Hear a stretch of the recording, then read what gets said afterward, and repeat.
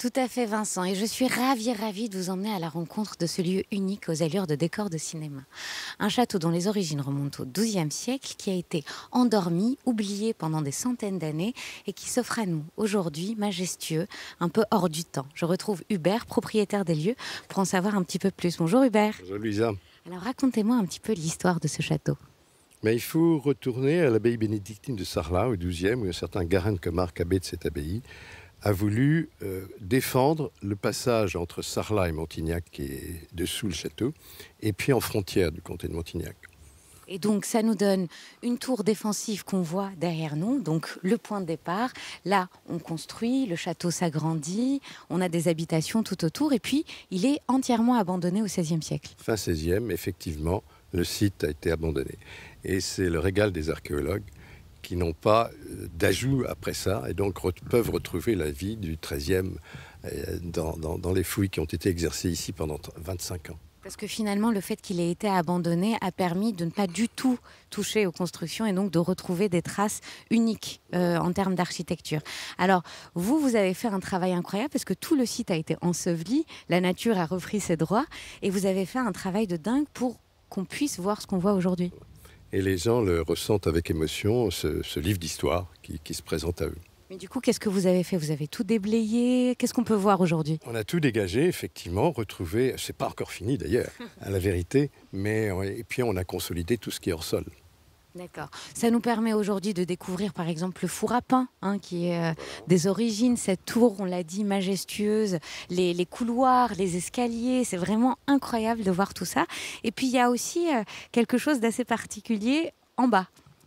En bas, il y a la grotte préhistorique magdalénienne avec des sculptures extraordinaires, et puis au-dessus, les habitats troglodytes.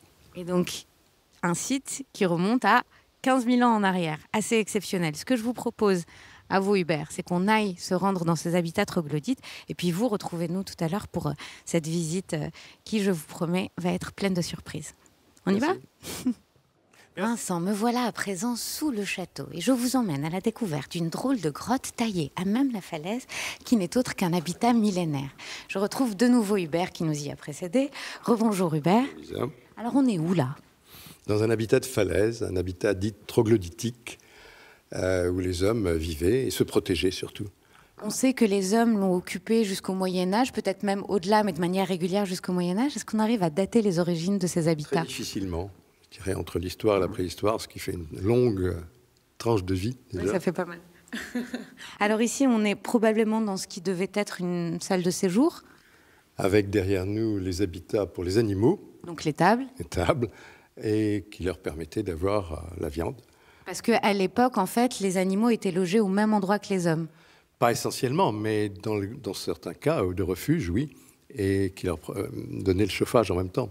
Ça leur permettait de se tenir chaud. Vous avez également reconstitué une cuisine troglodytique. Voilà, en utilisant les trous de boulin et en essayant de faire ce qu'on peut prétentieux une archéologie expérimentale avec des pièces de collection. L'idée, c'est quoi? C'est de donner à imaginer le mode de vie de cette époque-là?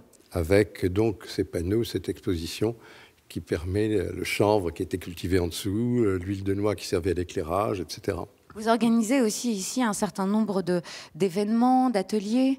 Voilà, mais ici et dans tout le château, mais ici, effectivement, c'est un lieu de pédagogique important. Donc on a des ateliers de sculpture, de dessin. Dans le site dans son ensemble, et ici aussi, oui, tir à l'arc, enfin des tas de choses qui sont en relation avec les lieux.